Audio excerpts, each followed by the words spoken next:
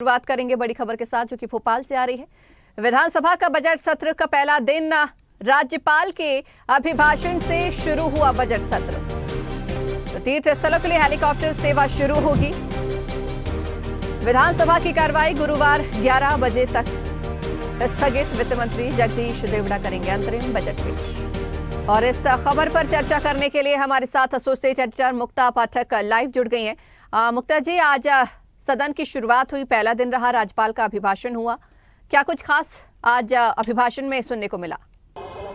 देखिए संचिता, जिस तरह से रोड मैप मध्य प्रदेश का होता है उसको प्रेजेंट कर रहे थे राज्यपाल, लेकिन कांग्रेस बीच में ही कांग्रेस ने हंगामा किया। संकल्प पत्र का वो बीजेपी के संकल्प पत्र को सदस्यों ने दिखाया और कहा कि बीजेपी जो है मध्य प्रदेश की सरकार राज्यपाल से जो है झूठी जानकारी सदन में दिलवा रही है। संकल्प पत्र जो है उसको मध्य प्रदेश सरकार पूरा नहीं कर रही है, भूलती जा रही है। तो कांग्रेस का कहना था कि राज्यपाल के अभिभाषण में सच्चाई आनी चाहिए। और जिस तरह से जो मध्य प्रदेश का रोड मैप राज्यपाल प्रस्तुत कर रहे थे सदन के अंदर, कांग्रेस का कहना कि वो पूरा का पूरा झूठा था। कांग्रेस बीजेपी जो है वो जनता की चिंता नहीं कर रही है। झूठे वादे केवल विधानसभा के समय किए गए, और फिर इसी तरीके से लोकसभा के समय भी किए जाएंगे जो कि पूरे नहीं किए जाएंगे। और इसीलिए कांग्रेस के जितने भी सदस्य थे उन्होंने सदन से वॉकआउट किया, बाहर हंगामा किया।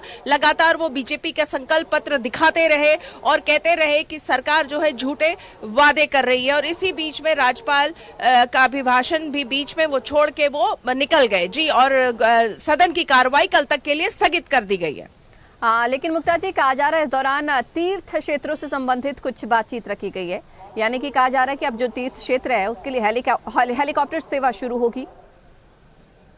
जी बिल्कुल संचिता, हम लगातार देख रहे हैं, आपको भी ध्यान होगा पिछला जो 2 दिन का विशेष सत्र था विधानसभा का, उसमें भी डॉक्टर मोहन यादव ने स्पिरिचुअल टूरिज्म की बात की थी, मध्य प्रदेश में स्पिरिचुअल जो स्थान है उनके डेवलपमेंट की बात की थी। तो लगातार हम देख रहे हैं कि नए मुख्यमंत्री डॉक्टर मोहन यादव का फोकस लगातार स्पिरिचुअल टूरिज्म की ओर है, स्पिरिचुअल डेवलपमेंट की ओर है। तो वही बातें जो है इस बार के अभिभाषण में भी गवर्नर राज्यपाल ने उसको अंडरलाइन किया है। जी बिल्कुल बिल्कुल। एक चीज और आपसे जानना चाहूंगी, देखिए बजट सत्र है, अंतरिम बजट मध्य प्रदेश सरकार जो अपना पेश करने जा रही है उसी के लिए विधानसभा सत्र की शुरुआत भी की गई है।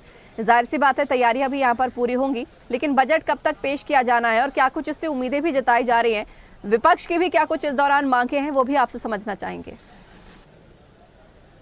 बिल्कुल, देखिए अंतरिम बजट पेश होगा इस बार राज्य सरकार का। देखिए कांग्रेस लगातार इस पे आरोप लगा रही कि अंतरिम बजट क्यों है, इसको आप अंतरिम बजट क्यों पेश कर रहे हैं, आप पूरा बजट क्यों नहीं पेश कर रहे हैं। लगातार कांग्रेस इस मुद्दे पे अड़ी हुई है। और देखिए अंतरिम बजट है, सरकार ये 9 दिन का सत्र है, इसमें पेश होगा। और सरकार जो लगातार जो कांग्रेस का आरोप है वो ये है कि खजाना खाली है, लगातार मध्य प्रदेश सरकार कर्ज लिए जा रही है, कर्ज लेकर वो वेतन बांट रही है।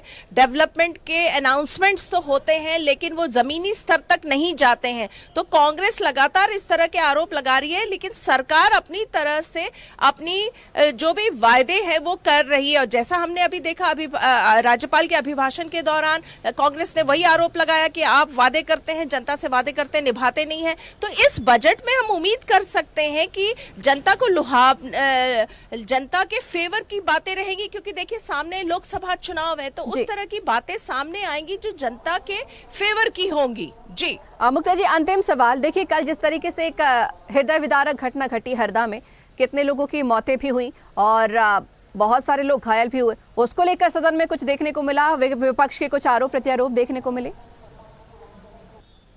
जी बिल्कुल सही, बहुत अच्छा सवाल आपने पूछा संचिता। उमंग सिंगार और तमाम कांग्रेस के नेता बार बार यही सवाल कर रहे हैं कि जब लाइसेंस निरस्त हो गया था तो ये फैक्ट्री क्यों चल रही थी, किसके शय पे चल रही थी। बीजेपी की सरकार रही है पिछले 18 साल से, तो किस नेता का हाथ था यहाँ के लोगों पे जो ये फैक्ट्री चला रहे थे। तो ये सवाल लगातार कांग्रेस उठा रही है सदन में। अभी हमारी बहुत सारे लोगों से बात हुई, उमंग सिंगार से बात हुई, सब यही सवाल उठा रहे हैं कि ये तो सरकार के शय पे, बीजेपी के शय पे ये फैक्ट्री चल रही थी और ये जांच का विषय है। बिल्कुल मुक्ता जी, बहुत शुक्रिया हमारे साथ जुड़ने के लिए और चर्चा करने के लिए। ऐसे ही वीडियोस को लाइक, शेयर, फॉलो और YouTube को सब्सक्राइब कर बेल आइकॉन दबाना ना भूलें और ताज़ा अपडेट्स के लिए हमारी वेबसाइट swedeshlive.com पर जरूर जाएं।